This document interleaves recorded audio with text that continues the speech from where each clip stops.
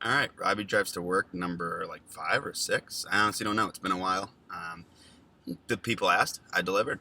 But on top of that, I honestly have a lot to complain about. So it's a really good time. And in theory, this day really started off perfectly. I don't think I ever really talk about my actual job, but for my job now, these last few months, I've been planning our summer picnic for our company, and a lot of different vendors we have here. There's going to be a lot going on, and it's all outside and of course it's raining. So great start, real hot start to the day. Pretty perfect given I have a lot to complain about. So that'll just start right there. I'm complaining about the rain right away. Um, Rich Paul. So I think that's where we're going to start first. Had a little bit of a disagreement, you could say, on Twitter yesterday. My guy Mark Stratman, the biggest LeBron defender probably in history, um, it forces everything I say to end up turning into defending myself as to uh, why I how I feel about LeBron or what my feelings are about LeBron. I think a lot of times it gets turned into I don't like LeBron, and that's not necessarily true. So we're going to start with the real point of the whole thing. Was I wanted to talk about Rich Paul. I'll address LeBron first, just because it has to be done, and this stuff comes up with me all the time. So um, I am indifferent on LeBron. He is the best player in the world. He is an unbelievable basketball player, unbelievable person. In terms of the way that he acts and the way that he deals in the community, couldn't do any better. There's really nothing more he could do as a basketball player. There's really not much more he could do. He's going to go down as one of the greatest ever.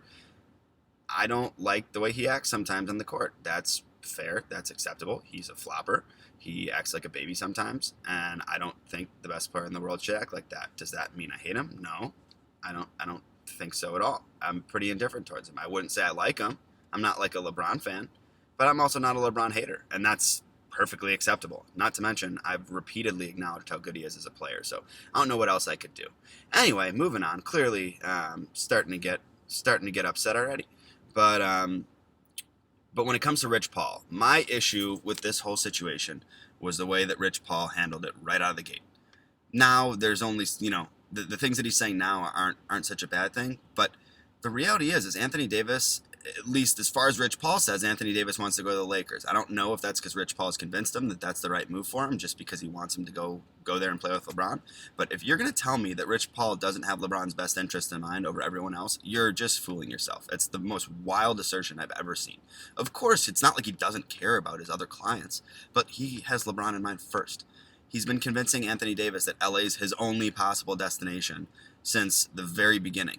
And you know what the funniest part of it is my issue with the whole thing doesn't stem from what he's doing now. And this is where it came from yesterday. This is where my frustration came from yesterday. My issue with this whole thing is that Rich Paul, Anthony Davis would have gotten traded to the Lakers last year if it wasn't for Rich Paul coming out of the gates so aggressively. They had a whole year and a half until free agency. You can't just come out and demand a trade with a year and a half left on your contract. These guys that are still in the last year of their contracts, that stuff makes sense. They're saying they're leaving. You're really 2 years ahead going to say to a team, I'm out of here.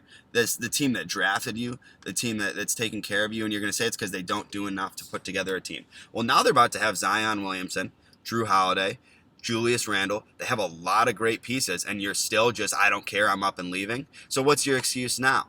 It's not a big enough city for you, or what? It's now we're just making excuses, and I still think it's Rich Paul telling Anthony Davis, LA is the only place to go. It's your only option. And if you're going to tell me that that's for Anthony Davis's, for his sake, that's just not true. Because if he hadn't come so strong out the gate, then Anthony Davis would have been traded to the Lakers last year. That New Orleans literally didn't trade him to the Lakers out of spite, because they knew that's where he wanted to go and where he wanted to be. And they made it so aggressively clear that at a certain point, New Orleans is like, well, you know what? We're going to wait. We're going to let the Celtics get involved. We're going to let other teams get involved. That Lakers deal they had last year was by far the best deal the Pelicans were going to get. And they may not get one as good now. That's the funny part, is the Lakers aren't even offering as good a deal now as they were offering then.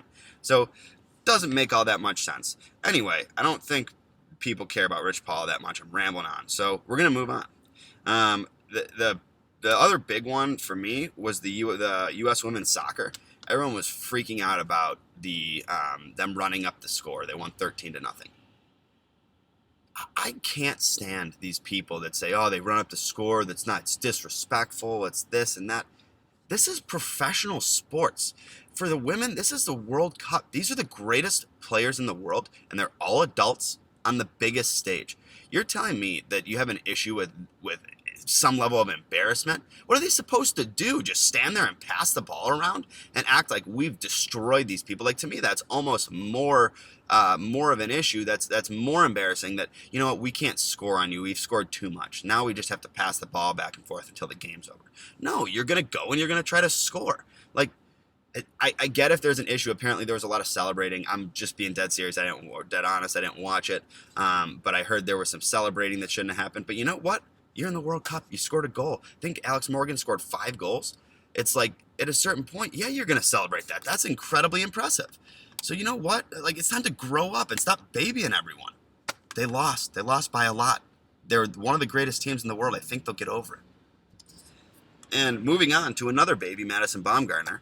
Kind of the last sports thing I'll touch, but this was, I think, beginning of the week, but it's been something I wanted to touch on since. Max Muncy hit a home run and barely even flipped his bat, and Madison Bumgarner's yelling at him.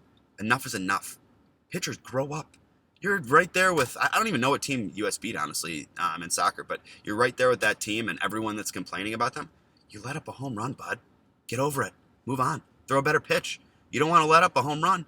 Like Max Muncy said, you don't want to do that, then go fetch the ball out of the ocean. Like, it's ridiculous. It's absolutely ridiculous to act like that.